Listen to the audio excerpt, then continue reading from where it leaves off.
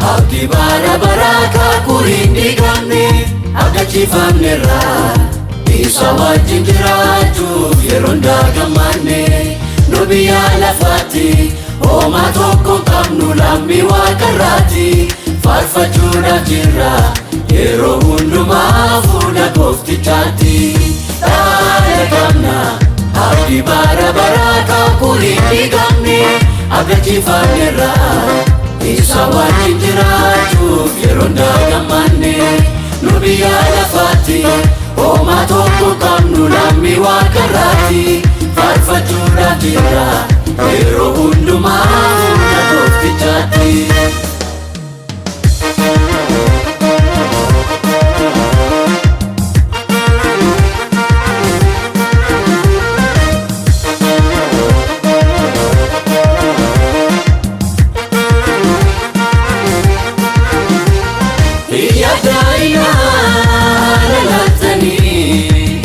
Famina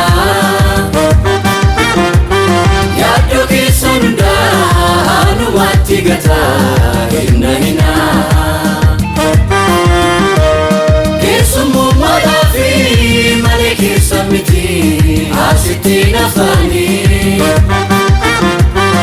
ol butaamuuf jirtu teessoo lijaatti tolota wajjini. Yaadaina lalatani irrafamina yaaddo keessan hundaanumatti gata hinna hina keessummaadhaa fi malee keessa miti asitti nafaani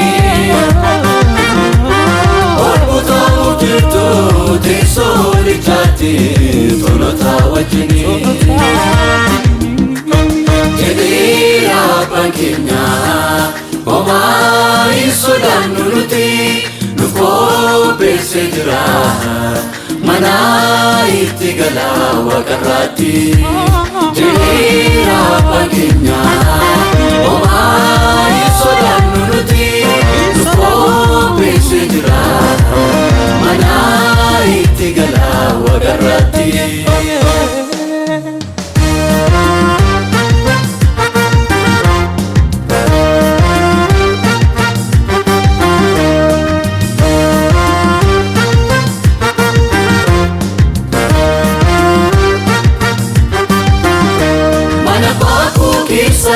Iddoo jireenyaa baay'eetu jira kan hin jirre osoo ta'ee ammayyuu isinitti hima.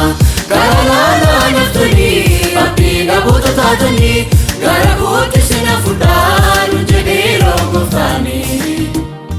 Jedheera abbaan keenya homaa hin sodaannu nuti nuuf qopheessee jira mana itti gala waaqarraatti.